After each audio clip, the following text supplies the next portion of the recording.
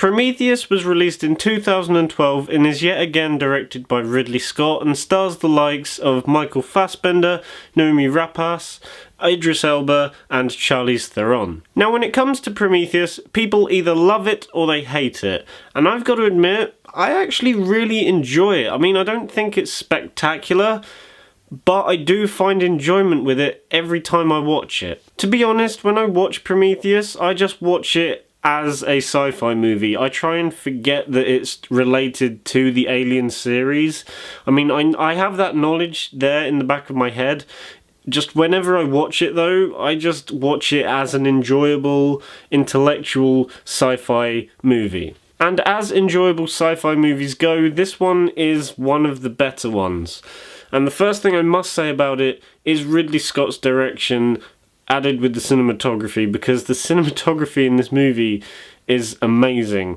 I mean, it's kind of par for the course nowadays to say that a Ridley Scott movie looks really nice, but here I think he really pushes what he can do, because the way they seamlessly blend CGI with all of these really nice landscapes and all these practical effects makes it a lot more organic and believable, and I really think he outdid himself in this movie. Now, two of the biggest complaints people have with Prometheus is that there are a lot of questions raised but never answered, and the movie is pretty much just your run-of-the-mill sci-fi horror movie where you have a disposable crew who are going to die somehow.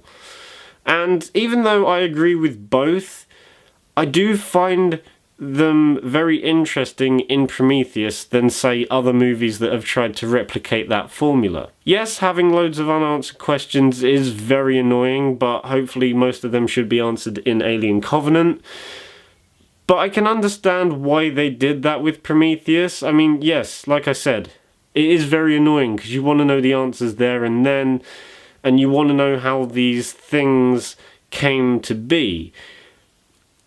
But yet again, and I think Ridley Scott said this multiple times in interviews, this was the start of a new saga. Like, this one raised the questions, the answers would come later. You had to be patient.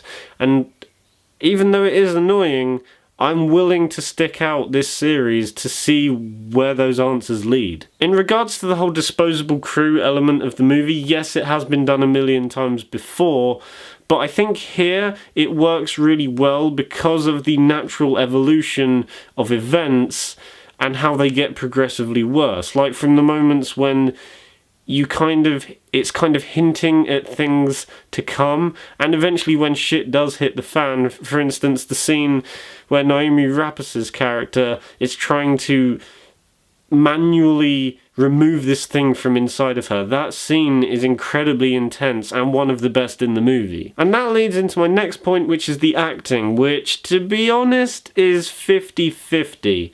Some of the people in this movie are really good, others are quite questionable, to say the least. Michael Fassbender absolutely kills it as the robot David. I easily think he's the best thing about this movie. I think Noomi Rapace does give a very good performance as well. And Charlize Theron, for what it is, does give a good performance. But to be honest, she just plays a bitch in this movie. And I feel like she's kind of typecast in every movie I've seen her in. She just plays a bitch.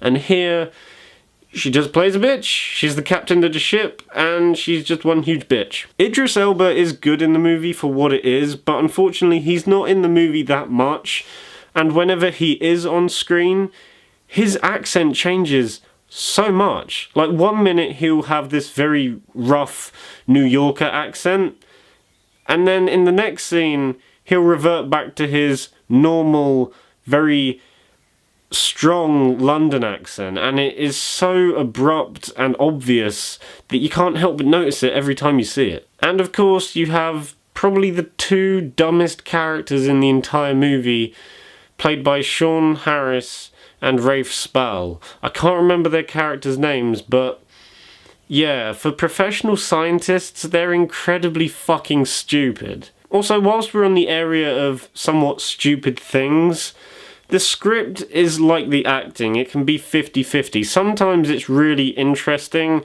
and intelligent and very well thought out, and then other times it's just really stupid and you get some extremely cringeworthy lines that I honestly didn't think would be possible in a Ridley Scott movie. For example, there is one line that Sean Harris's character says that has honestly stuck with me ever since I first watched the movie.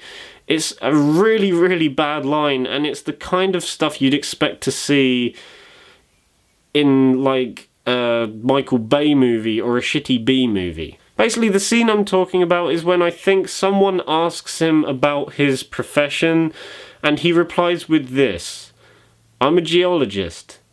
I love rocks. Can't get enough of them." Who replies like that? Overall, guys, I really enjoyed Prometheus. It was one of the very first Blu-rays I ever bought, and seeing that I watched it before any of the Alien things, I think it is a good enough standalone sci-fi movie on its own.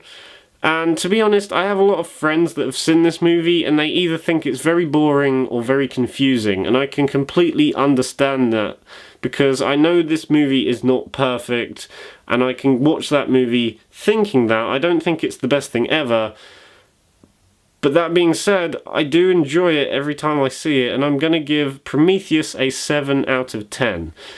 It's not one of Ridley Scott's best, but if you haven't seen it, I do recommend you give it a chance. So guys, that was my review for Prometheus. I hope you enjoyed it. If you liked the video, then give it a thumbs up and subscribe to the channel if you haven't already. Bye guys.